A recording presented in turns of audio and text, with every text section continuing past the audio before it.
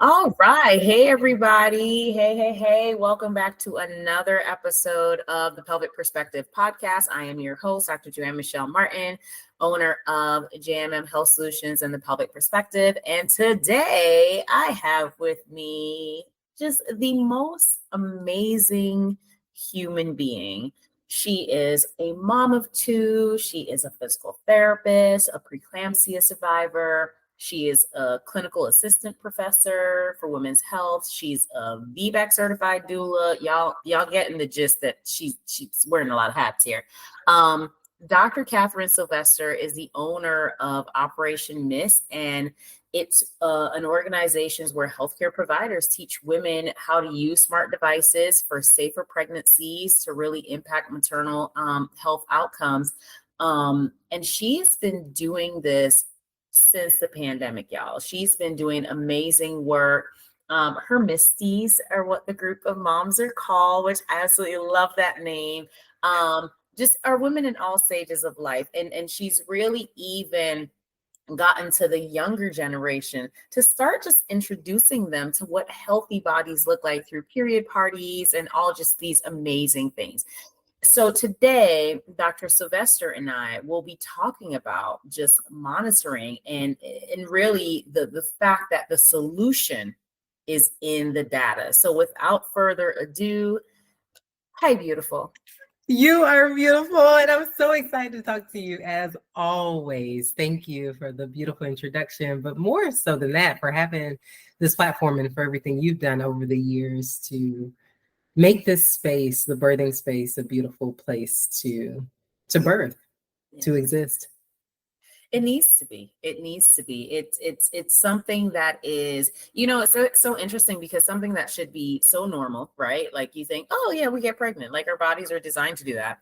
Yeah. Something that is so natural, so normal, so, just physiologically innate has turned into something that is so medicalized and something that has become very scary for so many. And it doesn't need to be that way. And for anyone listening, understand when I say medicalized, there is a place for modern medicine. And by God, I'm glad we have it, right? I'm glad that for those individuals who need that additional care, they have that. Right. But for the average pregnant person, they're not symptomatic, they're not problematic. Right. It should be a beautiful and joyous experience. And it's really come a long way away from that. I love what you guys have been doing in the monitoring space. So tell us a little bit more about that and just why it's so important for moms to know this information. Yeah, so I will start with my story. So following the delivery of my child, my sweet daughter, my blood pressure shot up sky high. I was in and out of the ER, and I was told, to take it easy. Essentially, that's what I was told. After I delivered my baby, it was like, well, take it easy. And take it easy is really relative. It depends on how many other people are in the house to help you, what went on during your pregnancy, when you have to go back to work, what your house setup is like. And a lot of times people don't take that into account when they're giving advice. And so following the delivery of my daughter, I really did need to take it easy. And for a person like me who normally wakes up at 5 a.m, then I work out, and then I make breakfast for everybody. And then we start our day together. And because I was on maternity leave, that meant I got to be with my kids all day long. So we're outside, we're playing, we're doing, doing everything together, make lunch, make dinner. After they go to bed, I get some work done. That's what a normal day would look like for me. But since she said, take it easy, I woke up a little bit later. I only cooked 2 meals instead of 3. I'm scaling it back, but really had no objective way to say what was happening within my body on a consistent basis. And so a PT sent me a watch because they were trying to see, can we use wearables to detect COVID? And it turns out, of course, that you can, but I wore the watch all day, every day, because it was part of the research study. But that's when I started to notice that I would walk 1/10 of a mile and the watch would alert me that I was in distress. And then I would check my blood pressure and it would be really high. And I'm thinking, man, as a PT, as a healthcare provider with the American Heart Association, people are saying, get out, get a 20-minute walk in every day. Just make sure if you're bleeding that you go back home. It's good for your mental health. It's good for the baby. You need the vitamin D. But the fact of the matter is, everybody needs something different. And when I was a 10th of a mile away from my house, I needed to go back home. So that meant 10 times a day, I was doing a 10th of a mile. Not that I was doing my 20-minute walk all at once. And when I realized that the watch could really give me more insight into how my day-to-day decisions were impacting my ability to heal, it made all the difference. I would eat cucumbers, tomatoes, boiled eggs, and the stress would be through the roof. And it clued me into the fact that maybe the heart healthy diet wasn't enough. So I got onto a kidney friendly diet. I was able to refer myself to people that I realized I needed, that I didn't know I needed, that my healthcare provider didn't tell me I needed, but I needed a dietitian. I needed a different MD who specialized in obstetrics and gynecology. I needed that PT who was initially watching me for COVID to now reach out and be like, hey, what's going on? How are you sleeping? She really helped me. I love breastfeeding. So overnight, I wanted to wake up, breastfeed, just like I was doing during the day. And she was like, Katherine, give your body 5 hours. If your data doesn't improve, if your data doesn't change, then go back to waking up in the middle of the night, right? But she knew what was going to happen, right? My blood pressure was going to be lower. My heart rate was going to be lower.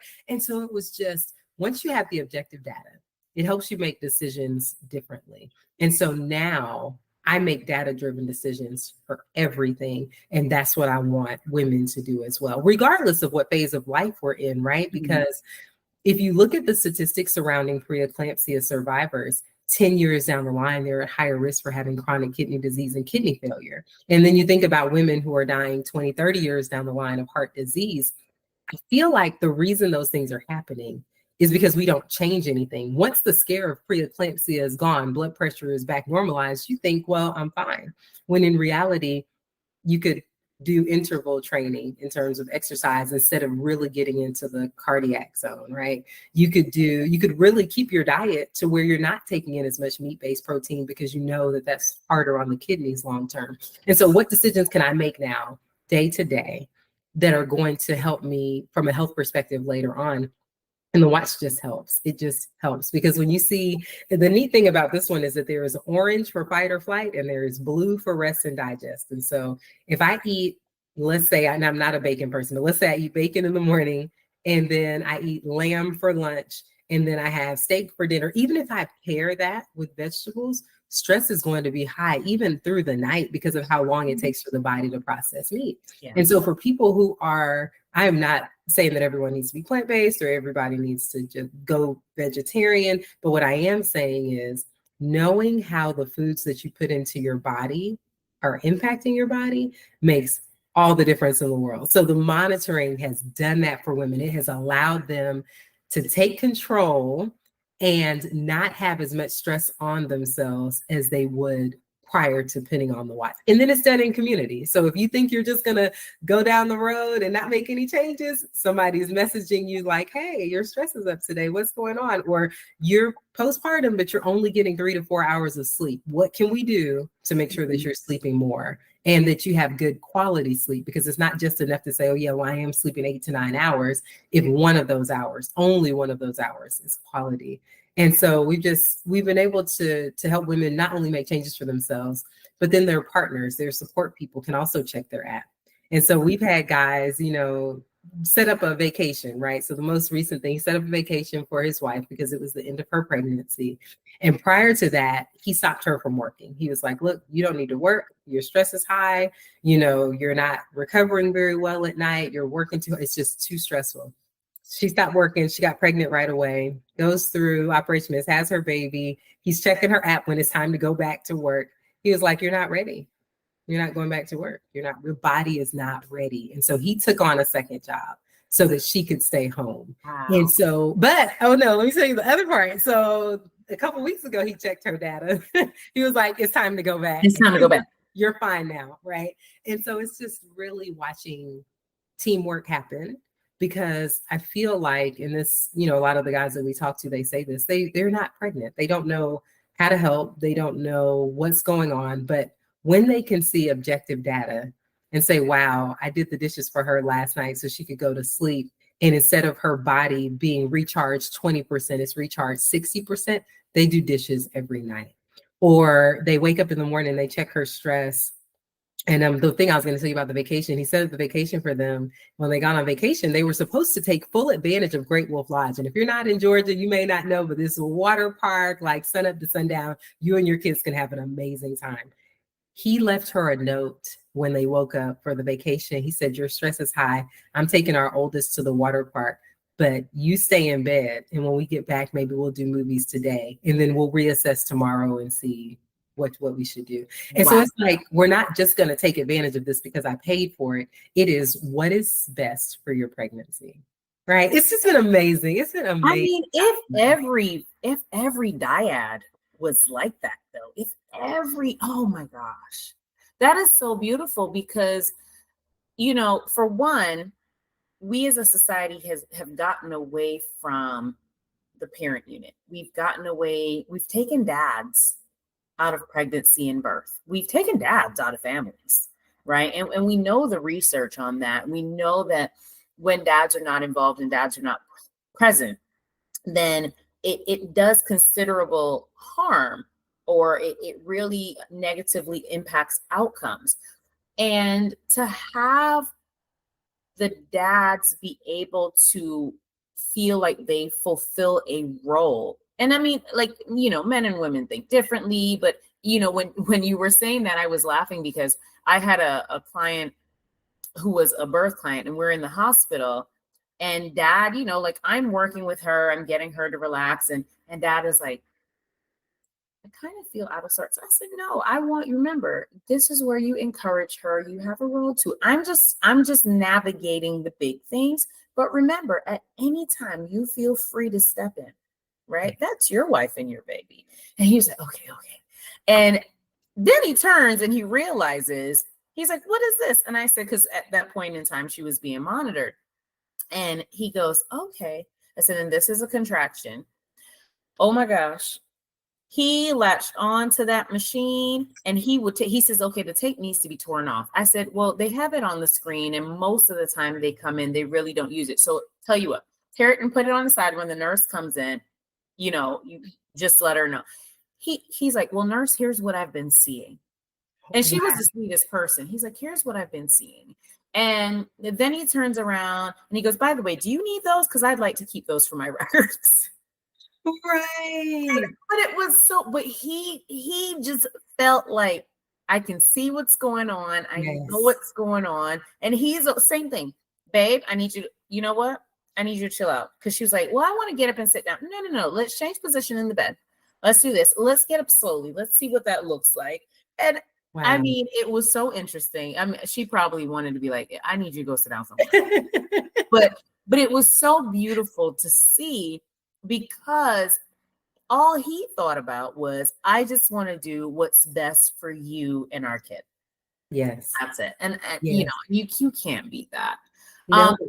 When it comes to, you know, we know, for those of you listening who may not be aware, when we talk about preeclampsia is one of the hypertensive disorders of pregnancy, right? So it's not enough to just have high blood pressure, because you can just have gestational hypertension. But with preeclampsia, there usually is or can be a neurological component. There usually, and if it gets to be pretty intense, that's where we get eclampsia from. So now we get into potential for seizures and strokes, and or there is an organ failure component. So now we get kidneys and liver specifically that are involved there. And so this is something that is typically seen around week 36. So you could be having a otherwise normal pregnancy, everything is healthy, everything is good, and then all of a sudden that blood pressure just shoots up. With the monitoring, how has that really been beneficial? Because, you know, you hear stories of people going to the doctor and doctors just saying, well, your blood pressure's high, we got to induce you. No context, no nothing, right? Or people, you know, are like, well, I don't feel good. They go to the doctor and the doctor's like, you're fine. And then God forbid something ends up happening. So how has utilizing the monitoring really helped individuals to take charge of their own healthcare? I love that you said that. And I have an example of when issues were averted versus where an issue was run into, and then she was able to use her data to advocate for herself. So we had a mom, and we ended up detecting her preeclampsia at week 30. And so in terms of pregnancy, you expect that, and it's just general though. So I don't like people to think if this doesn't happen, then something is wrong with me. Or if this does happen, everything's going to go perfectly. But what we generally expect is that resting heart rate will trend upward. And depending on how in shape you are, it could trend up really fast, or you could just go up a few points over the course of the pregnancy, right? But the body's ability to adapt to stress is a little bit impacted. And so you see that difficulty shifting between fight or flight and rest and digest. You kind of see that over the course of the pregnancy. And so anyway, in this mom, we saw a general improvement in her data, which is a little scary, right? Because you don't want things to look bad, but you don't want them to look really good either, almost like a miscarriage would look. Mm-hmm. And so in this mom, her data gets better. And she also, though, told us that under no circumstances does she exercise. She's not interested in exercising. Don't talk to her about exercise. So when we see some exercise looking activity, it was an immediate reach out. Hey, what are you doing over there? And she's like, oh, I had a provider come. They put me on a birthing ball, so she's telling me about all the stuff that she did. And I said, well, is anything else going on? How are you feeling? And she said, well, my blood pressure's up a little bit. Her blood pressure was 120 over 80, but it was up for her. She's 90 over 60. So she called her provider and they told her, just stay home. You're fine. We'll see you in 4 days. So you just put your feet up. That's what they told her, put your feet up. Well, she works about an hour away from home. She works 10-hour days. She has 2 kids that she has to drop off. So there was really no putting your feet. I felt like I was her. But if someone had caught it in me earlier, then maybe I wouldn't have run into the severe form of preeclampsia. And so when she said that, I said, I need you to just go in. Because if you go in, I'm sorry. So the conversation ensued, and she was telling me that her legs feel like elephants. She's peeing every 2 minutes. Like she feels like as soon as she sits down, she has to get back up and go again. And, just the classic, something is wrong, right? And so I said, I would like you to just go in. And that way, if you get checked out and nothing's wrong, they'll just send you right back home. So she goes in. And by the time, I told you it was 120 over 80, by the time she made it to the hospital, it was 140 over 93. So it had already jumped up significantly. And they admitted her immediately, diagnosis of preeclampsia, put her on magnesium, got everything settled down, started her on something in case the baby was born to help develop the lungs faster. And so they did all of that, but they sent her home with no blood pressure medicine. They were like, we just feel like this is going to get severe. And when it does, you just come back in here. And we can't really guarantee that what's going to happen. We don't know how quickly it can progress, but there's nothing you can do about it. So just go home, take it easy, and then we'll probably see you in a week or two. That's what they told her. So she calls, of course, crying. Her husband is like, what can we do? And I said, well, here's my suggestion. If we can keep your stress levels down, then maybe we can have a better outcome than what they're saying. And then we also need more objective data. How much protein are you pouring? They didn't do a 24-hour urine collect. They didn't refer her to any other provider other than them. No kidney doctor was on board. It was just, there was no attempt to improve her outcome. Because if you look at research, there's nothing to do about preeclampsia, right? It's just the delivery is the answer. That's what is said. But what I will say is that what we have found is that even though the placenta will send off, so what it's theorized that the placenta is sending off these signals and it's causing the blood pressure to go up. So there's no way to decrease the blood pressure, right? That's what. Hold a second. I think we lost you there for a second. So I got you at even though, so they had told her, just to recap for anybody that lost us there for a second. So this mom was sent home. She was not connected to any other providers. They didn't do any other specific testing on her, nothing of the sort, but just based on the evidence, we know that if we can at least keep her stress down, we can make a change. So, yeah. So I talked to her husband and I said, can we do maternity leave now? He was like, yes, 100%. So she calls her job, no more driving an hour, working 10 hours, right? So she completely cut that out. We knew from tracking her that, or helping her monitor, because it's not just us watching, it's the mom watching too and seeing, okay, what's driving my stress up and things. So for her, it's clutter. And so he was like, okay, then it's a hotel. We do a hotel for a few days, kind of let her body settle down. She's not going to see all the clutter going on in the house. We're going to do that. So they did that. They changed their diet. So she was doing a lot of meat, changed over to a plant-based diet. He was like, if she's doing it, I'm doing it. He completely cleared out everything in the kitchen, went to a Whole Foods store, bought all the foods that she thought she might like. Every now and then she would eat meat, but not meat, right? Mm-hmm. So did that, because at the end of the day, while the placenta can drive up blood pressure, or a problem with preeclampsia can drive up blood pressure, there are so many factors that can help manage blood pressure, right? So I'm just like, let's not give up hope. Let's manage blood pressure in the way that we know we can. And then the sleeping. She was sleeping 9 hours a night. When I tell you, she went on to deliver at 37 weeks. So no complications at all. Baby is perfectly fine. And even her medical team was surprised. And it's like, it really shouldn't be a surprise. We have to try something. We don't know what's going to work, but let's try and then see what her data does. And so that was her story. And I love that her and her husband were able to work together as a team to have a better outcome. And he's like, if she's doing it, I'm doing it. So that's the end of that. And they did it together. But we had another mom. So she actually delivered her child, her sweet baby. And after the delivery, she could not stand up and she could not walk. And so that's red flags for all healthcare providers, right? At a delivery, cannot stand up, cannot walk. So her blood pressure was like 90/60. So blood pressure had dropped. That was not normal for her. She, and then they told her, we'll just put a catheter in. Since you can't walk right now, we'll just put a catheter in, Foley catheter, so you can use the bathroom, roll for the bedpan if she was to need it.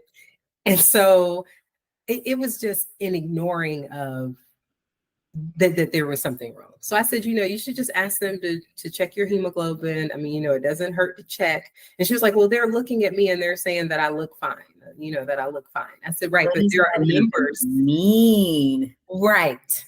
There are numbers that you can objectively check. You can objectively track blood loss. So why not just go down that line before you're trying to discharge someone from the hospital? So they refused the hemoglobin check initially. And they were like, later on in the day, if you're not feeling good, we'll look into it. So when she asked for a hemoglobin check again, they said, well, we'll just give you iron. If you're not feeling good, we'll give you iron. And for anyone listening, while iron does help you eventually get to a higher hemoglobin number, right? It's not immediate. And so you need to have a solution before you go home. And for this particular mom, we go and we drop them off snacks and stuff when we know they're going into the hospital. And so her home, the distance from her car to her bedroom was just, if she had blood loss and she made that walk, I don't think she would have made it. That's the best way that I can describe it. So anyway, going into the delivery, her hemoglobin was about 13. When they finally agreed to check it, because they were trying to get her to sign discharge papers the next morning. And I called her and I said, listen, your heart rate is up. Your oxygen is down. Your blood pressure is still low. It is higher, but the body is going to compensate, right? The body's not just going to be like, oh, it's 90/60. No, it's going to compensate. So yeah, your blood pressure is a little bit better, but you don't look like you just had a baby. I'm expecting a huge improvement in your resting heart rate, huge decrease in your stress and your body's ability to bounce between the two. Like she did not look like she had delivered a baby. So she was like, you know what? I know I don't normally like stand up for myself. She's like, but I'm going to do it. I said, yeah, you have to do it. It's no option. I would be calling the doctor on your behalf if you don't do it. So you could just do it and make it easy for all of us, right? So she talked to the doctor and she was like, look, I'm not going to leave until you check my hemoglobin. And so at that point, of course, they don't want her to stay. So they checked her hemoglobin. She was at 5.9. They were like, we are so sorry. Went ahead, cross-matched, typed, whatever, got her the blood transfusion that she needed. Yes, and got her to stable numbers before she left the hospital. But can you imagine? She wouldn't have made it getting home. You're talking about walking from the house to the bedroom. I don't even know how she would made it to the house. Right. And she has a toddler. And she's got a toddler. And her husband works. And I mean, it's just, there are so many things that the data helps women say something is wrong. I'm going to keep pushing it until someone investigates. I don't care if it's the janitor. I'm going to need you to tell everybody, unless you're going to leave that hospital, I need you to tell everybody there until somebody takes your symptoms seriously.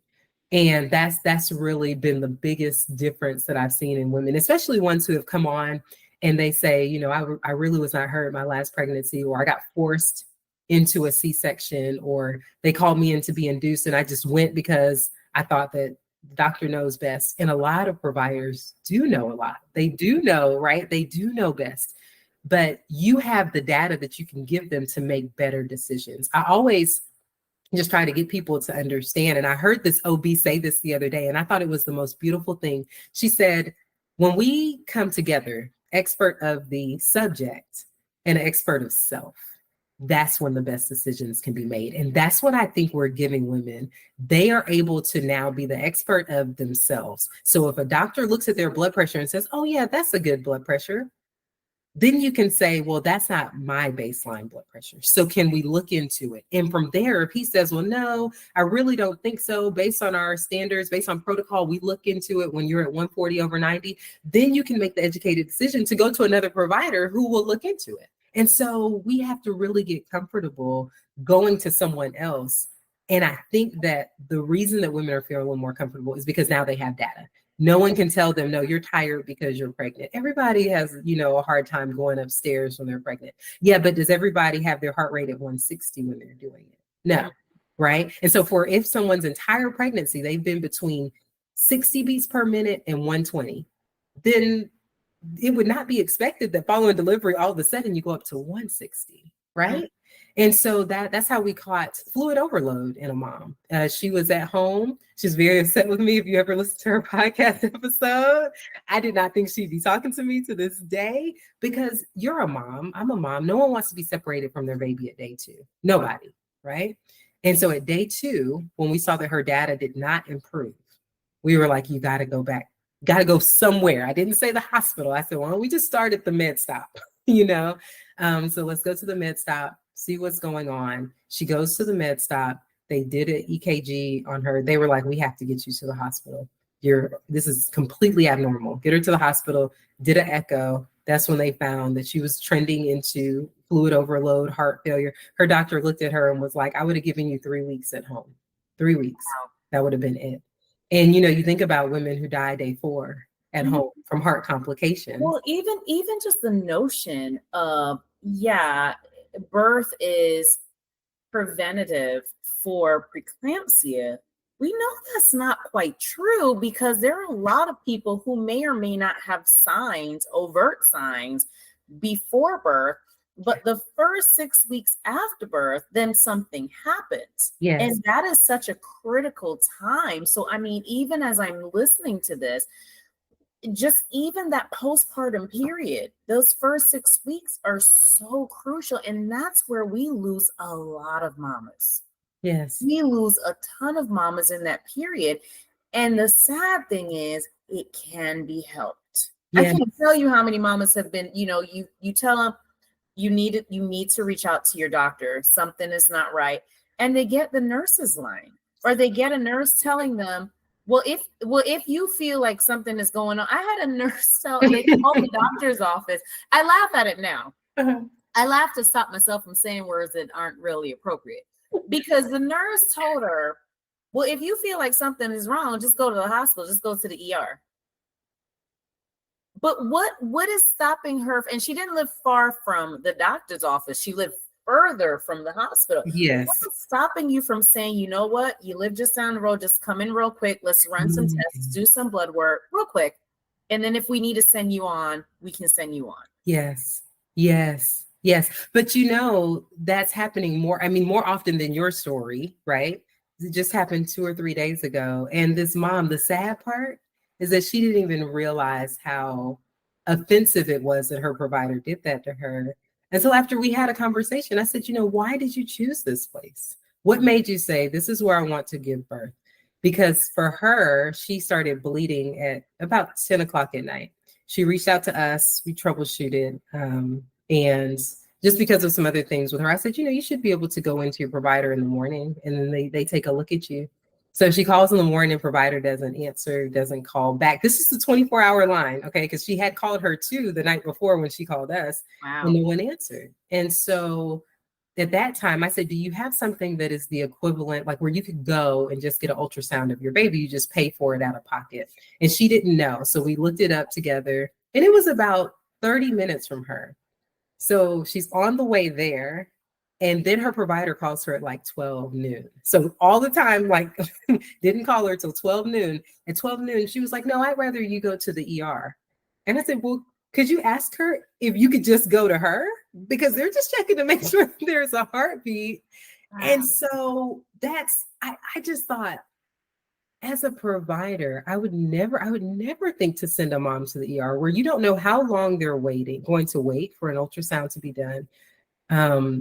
You don't know how much time they have to check on this baby and just make sure that it's still breathing. And depending on the heartbeat, a lot of emergency rooms tend to be very dismissive of pregnant people because there's not an OB in the ER. Right. Not all hospitals have an OB trained physician in the ER who is there in the event that a pregnant mom, regardless of the stage of pregnancy, comes in.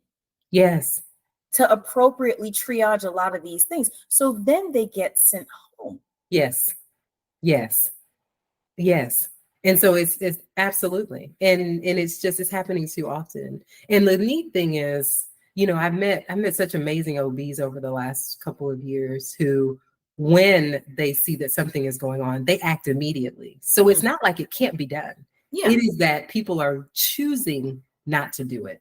And then, of course, for us, we don't want to have to push back all the time. We don't want to have to fight while we're pregnant. And so it ends up being a case where instead of us fighting, we just are like, well, we just hope for the best. And we can't do that. We cannot hope for the best. We prepare, and we investigate early. And that way, if something goes wrong, then a minor issue can remain a minor issue instead of turning into a preventable and major complication. And so that's the understanding that we have with all of our moms. If something comes up, you're going in, or if something comes up, we're investigating, because some of the times it's not that, anything terrible is happening. Sometimes it's Carabas. We had a mom, we were tracking her, and we knew that her data got really bad when she went to Carabas. So we made an agreement, a pact, that she was not going to Carabas her entire pregnancy.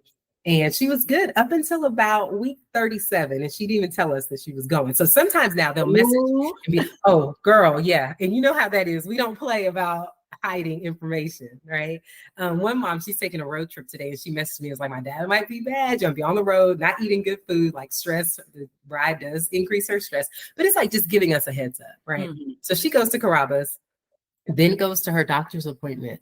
So the doctor is like, your blood pressure is through. The baby's already full term. Let's go ahead and get this baby out. We need to schedule your C-section. So she calls me afterwards crying. Oh my God, when it's the doctor, my blood pressure up. I was like, wait, why was your blood pressure up? What happened? But tell me about your day. What happened between this morning and when you went to the doctor's office? See, what had happened was that's exactly what she said. I said, listen, because a lot of people are like, doctors just want to rush to have a C-section. They want to rush to induce. Well, sometimes if you give them the right data, they're like, I'm trying to avert this complication, right? If I am trained to prevent bad things from happening, when I see bad things start to happen, I'm going to intervene. It doesn't always have anything to do with the way I look, the color of my skin. Like sometimes it's the data that's being presented to them says, let's intervene.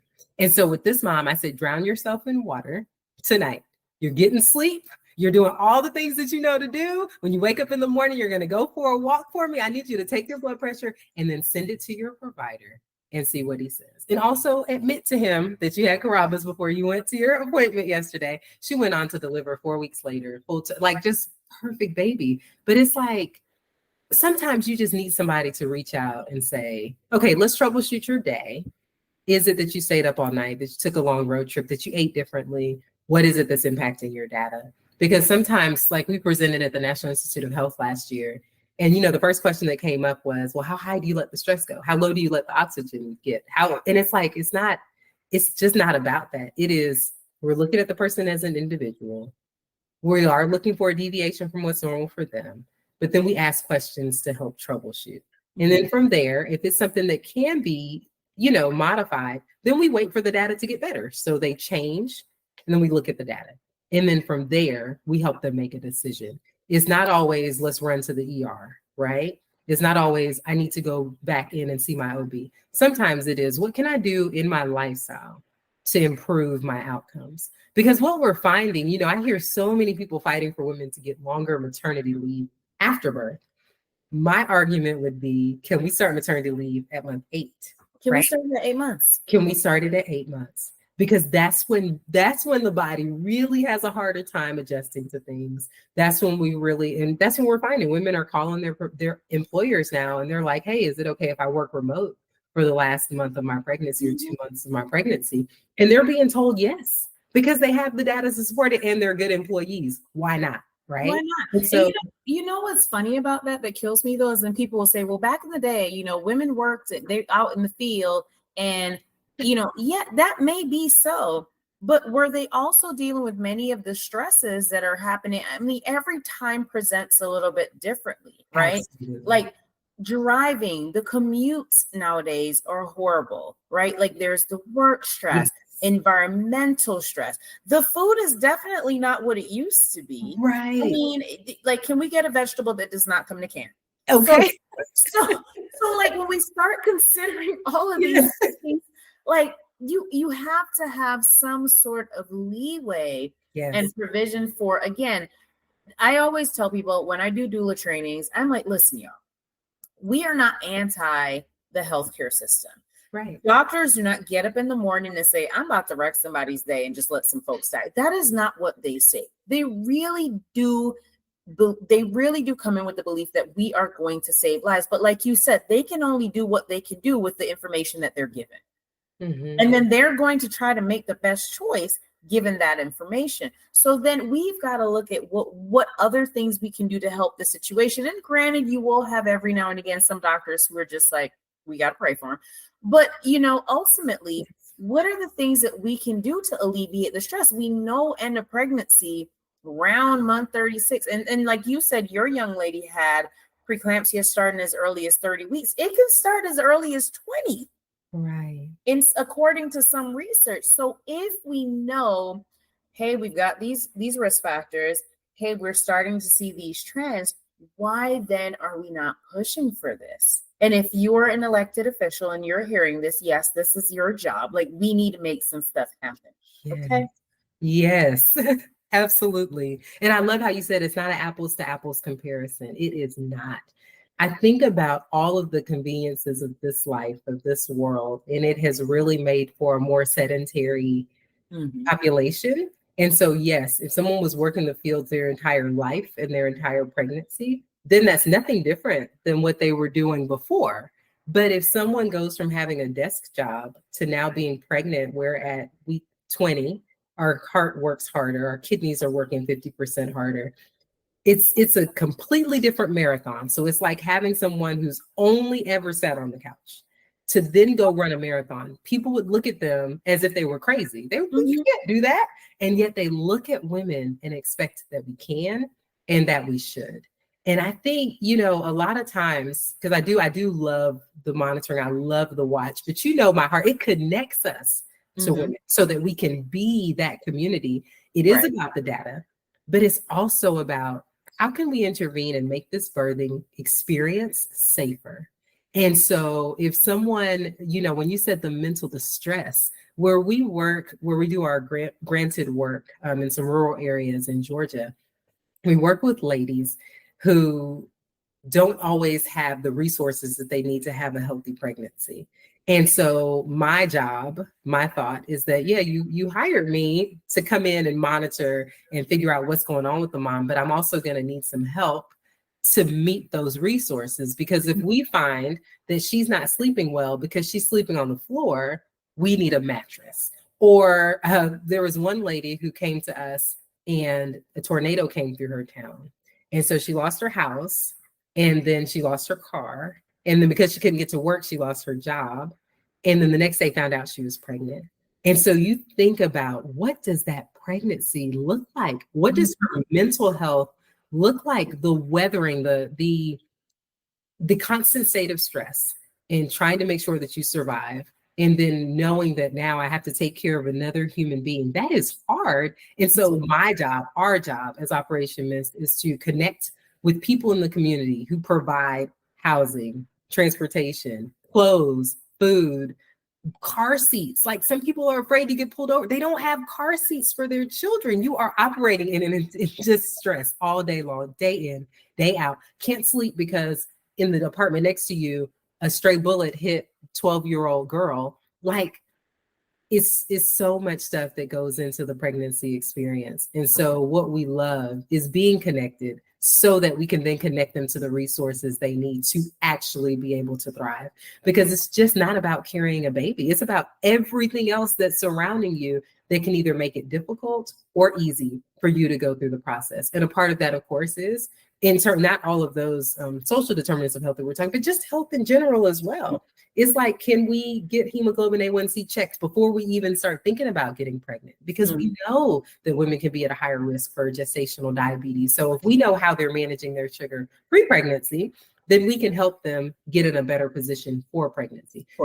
Resting heart rate. If you're resting at 85, and I'm not nothing, I know that the norms say 60 to 100, but what I'm telling you is, if you start out pregnancy at 85, you're not going to feel good when you're at 105, 110 resting. Okay. And so we get their resting heart rates down a little bit. And that's why I love the pairing of our PT brain with the remote monitoring, because then we can look at the data and say, okay, this person has high blood pressure and they're on meds. Can we get them off of meds before they get to pregnancy? Because we know that the pregnancy does give you a little bit of a dip in your blood pressure. And so that's a good offset, right? But if we can get them to where they don't have the blood pressure management problem before pregnancy, because we know what happens in those first 6 weeks following delivery, where the blood pressure is not regulated as well, especially for the first 2, then we can get them in a better place, get them better prepared for the marathon. So I just think that if we start early, then we can really help them so that when they get to month 8, month 9, month 10, they're prepared. They're truly prepared. Because right now, a lot of women are showing up and they're not. They're not. And there's so many things going through my mind. This could be literally a multi-segment podcast episode. And I love you to like with my whole heart. So I want you here always, all the time, because this is a conversation that needs to be ongoing, especially when we start talking. You mentioned social determinants of health. This is not just for the privileged. This is for everybody. There are tons of you out there walking around with smartwatches, and just about everybody has an iPhone. Okay. But y'all are walking around with these tools that have capabilities that you are not utilizing. Yeah. You can utilize this.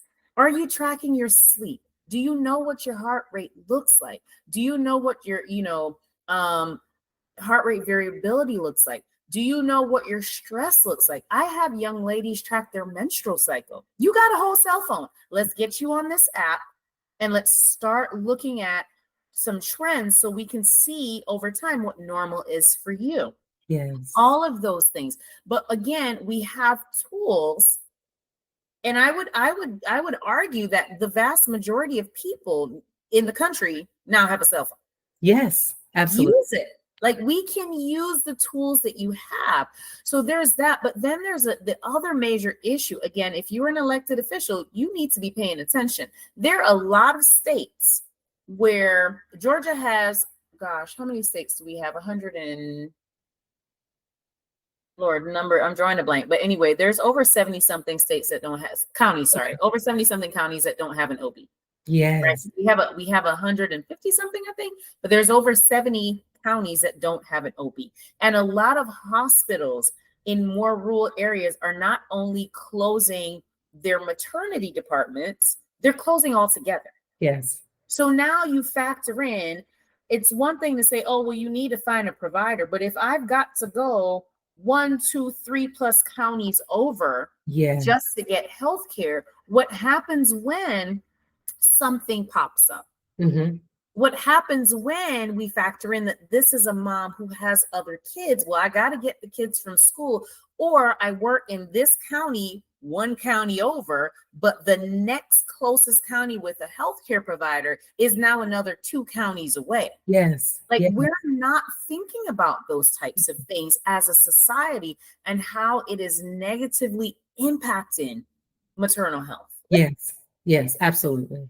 Absolutely. So I think, if you're a provider listening to this, you're an OB-GYN, you need to connect with Operation M.I.S.T, because if you are working in rural healthcare, this is going to help you. And you know why it's going to help you? Because your stress level just went all the way down, because now you monitoring everybody else. Look, you know what's going on in real time all the time. I'm just here trying to help y'all.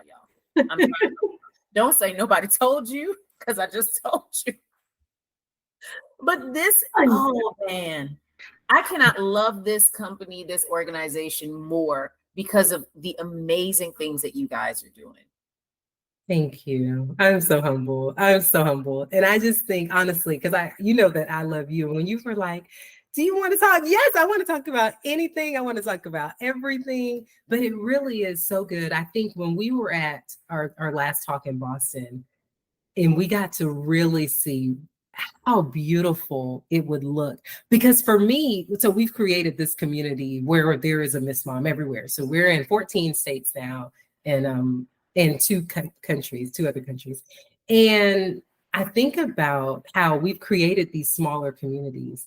But when we all came together from all over the country for Boston, I was like, this could be a thing. Mm-hmm. Where across the nation, across the world, people have access to every discipline they need. I told you I needed a kidney doctor. I needed a social worker, a physical therapist, a doula. I had access to so many people, but it's because I contacted them directly. Do you know how much easier it would have been if my OB was like, man, I really want to help her? The midwife who was with me before, and I'm a huge midwifery model supporter, so I will just go ahead. You and I both. So she did so right by me. I am so grateful for her. The OB looked at me, made all the assumptions, and made none of the referrals. So I imagine that I would still be on blood pressure medicine to this day, probably still have kidney problems, really wouldn't be able to have another child if I wanted one, because he didn't do his due diligence to make the connections for me. And so if I didn't know, I could call a kidney doctor and say, hey, will you take me on? And then they say, yeah, I'll get the referral and everything set up. You just come on in. Where would I be? And so we have to be that for people. And so talking to you, who I know you do this day in, day out, you love people the way they're meant to be loved, and you're growing, you're thriving as a result. And so it's just like, if we serve, the people will continue to come. We'll be able to serve more. And that's just my belief. And as long as we, though, compare people to standards, treat them based on protocol, we're going to continue missing things. That's a big one, because everybody is not equal. Everybody's not the same. We know it inherently, but it's so easy to just, the protocol. Just use the protocol. So easy. Yeah. So easy. So if you are a pregnant mom, how do moms get in touch with you? So they can go onto our website, www.operationmist.org. That's where they will find all the information. If you click join now, it does not actually make you join. It just gives you more information. But if you scroll to the bottom, you can schedule an appointment, and then you'll get a call back so we can figure out if Operation M.I.S.T is a good match for you. And so we do about an hour-long consultation where we just talk, see where you are, what you need, get you with the right plan. We have 4 plans, Operation Sprinkle, Drizzle, Rain, and Mist. And so therefore, pre-pregnancy, whether you need tracking, you just want general health, or you want the pregnancy monitoring, and then just the lifelong connections. And so we just figure out what works best for them. And then we're also on IG, so you could send a DM or whatever on any platform that we're on. That is amazing. If you are pregnant, you need to reach out. Like now, like yesterday, you need to reach out, because it is so crucial. You want to, just as an individual, it doesn't even need to be a pregnant person. You want to have control over and autonomy over your journey, your healthcare journey. right? And we know that we've got some issues here in this country with regards to healthcare. So don't let the system that's already broken be what dictates your level and standard of care. Like, we've got to start taking some autonomy and taking it back and doing what we can do, right? Do all the things that you can do to make sure that you are also getting the care you need. Be a participant and an advocate in your own care. And Operation M.I.S.T does a great job of coming alongside individuals and allowing them to be able to do that. So from the bottom of my heart, I absolutely love you. I love all that you are doing. I love all that you stand for. And I just need this to blow up some more. Like, forget Operation M.I.S.T. This is going to be like Operation Thunderstorm. Like, we just about to there are no sprinkles here. This is torrential downpour. Okay. Operation torrential downpour. That is what we're about to be. Okay. Because this is going to blow up, because this is such a blessing to so many people. So many people. If you are a birth worker, a midwife, a doula, a lactation consultant, if you are working with pregnant people, an OB, nurse practitioner, PA, you need to connect with Dr. Sylvester. Don't say I didn't tell you so. I just told you. My little grandma voice. My daughter told me the other day, you sound just like grandma. Okay. Starting to come out. So, yeah. but I thank you so much for all that you do, and just prayers for just continued just blessings and upliftment, because this is such a needed entity. Thank you. Thank you so much for having me. For those of you who are listening, if you're now tuning in, I need you to get back to the beginning. Just go all the way back. You will not be sorry. For those of you who are new here, you need more information, definitely reach out to Dr. Sylvester at www.operationmist.com.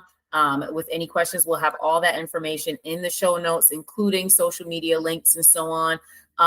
Thank you so much for joining us. If there are other topics that you guys want to hear us discuss on the Pelvic Perspective podcast, we're more than happy to.